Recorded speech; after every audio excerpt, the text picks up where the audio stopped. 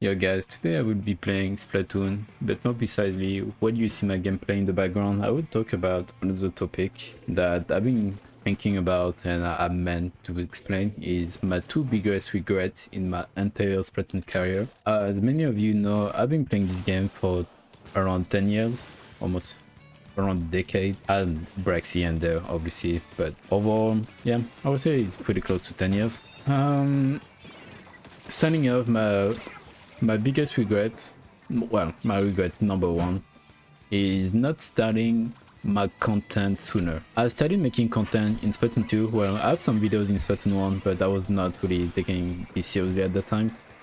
But it's really starting on Splatoon 2 when the game was popular right from the start, and I was one of the most known players in Western. I was also sponsored by Set to Destroy X, which is now called Lazarus. Maybe a lot of you know about this organization. And during that time, I did not make that many content. I was mostly just posting tournaments here and there that I was doing, but I was not posting as much. And I think that is one of my biggest regrets, because obviously I was trying to balance things out, getting a good player, maintaining my consistency, my status in the scene, like as a player, balancing out with college, exams, my social life as well. So I was having a really hard time making content, and I was also not taking content seriously at the time. So I think if I started making content sooner, I would have a better success. And yeah, it's been,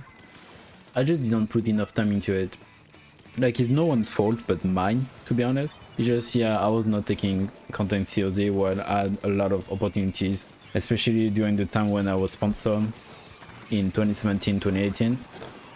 That's when I should have pushed the content, the Splatoon content, when the game was really fresh.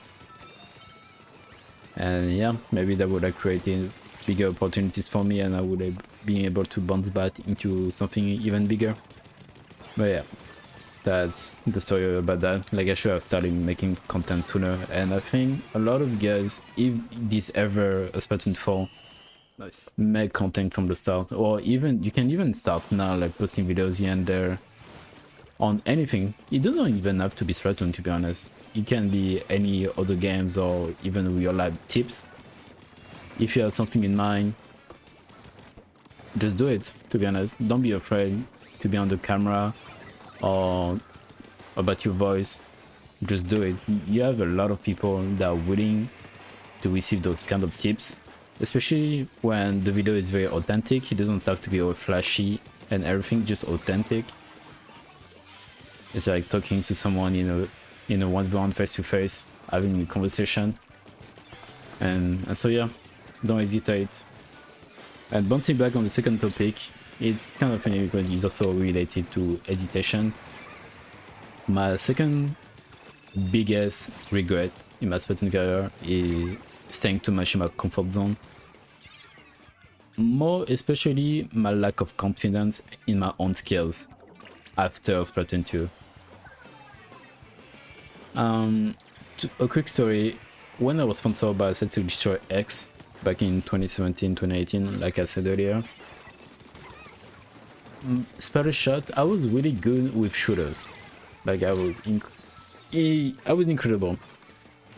I'm not trying to throw myself flowers, but I believe I was incredible at that time with shooters.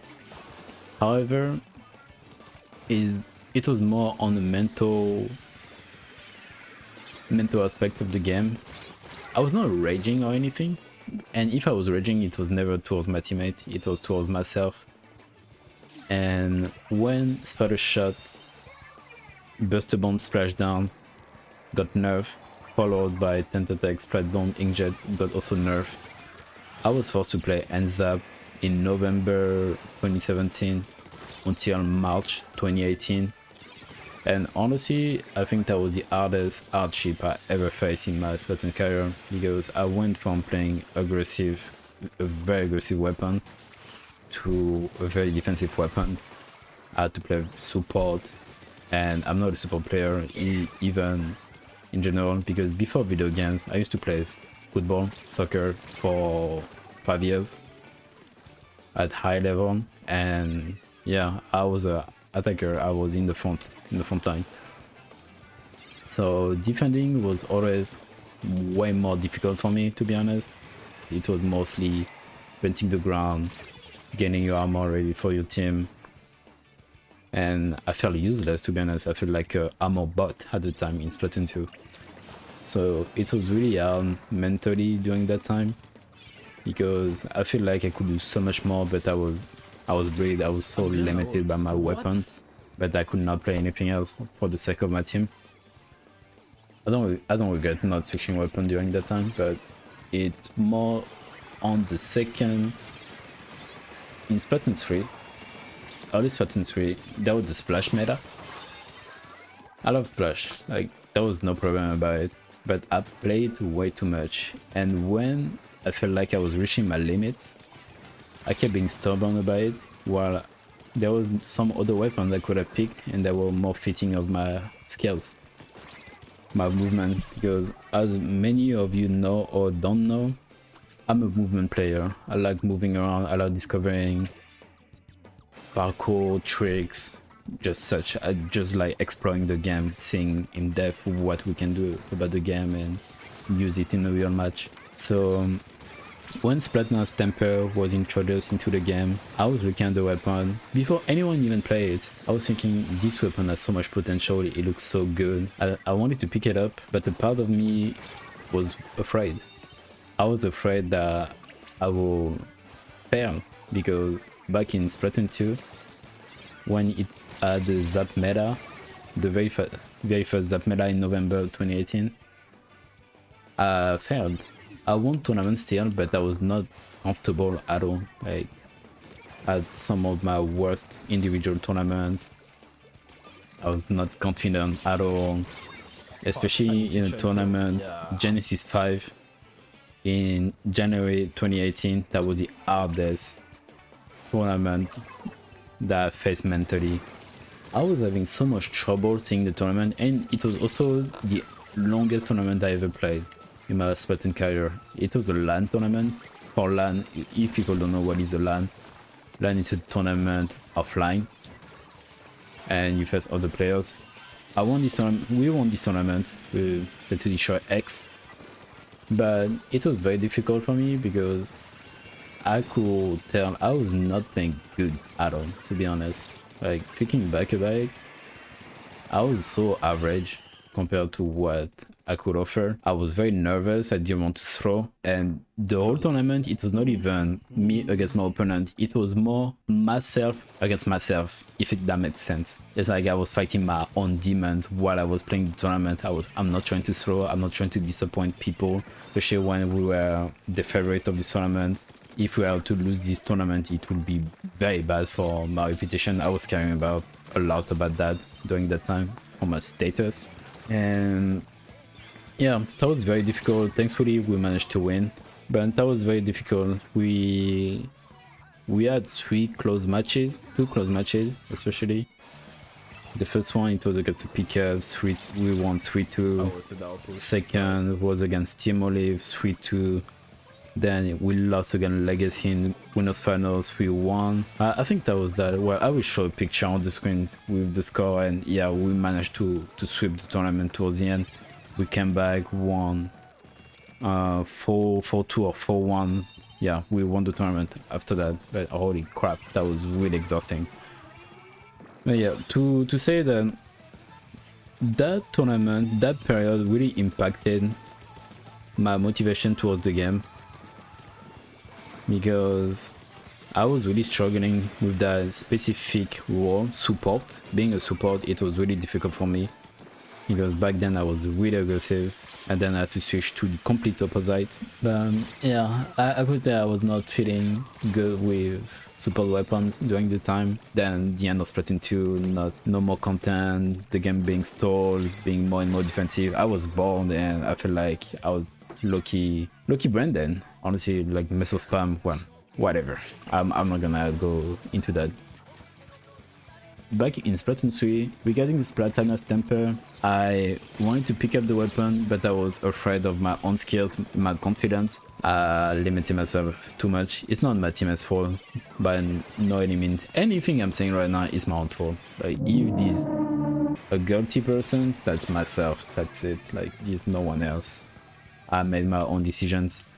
Just I didn't pick the right cards. So yeah, I wanted to pick up Splatoon's temper, but I didn't want because I was afraid I would fail while picking up the weapon. I was not confident that I would be able to do good results with it, or it would take me too long to adapt to it. So I kept Splash again and again, and eventually I had to switch, or I kept Splash while I had to switch, and yeah, that was even more difficult.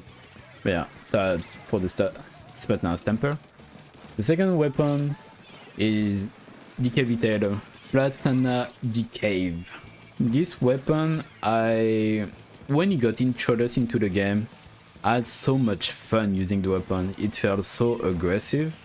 Again, I was having so much fun. I could do tricks. It was a new mechanic of the game, dashing into people, one-shotting people. It was fun.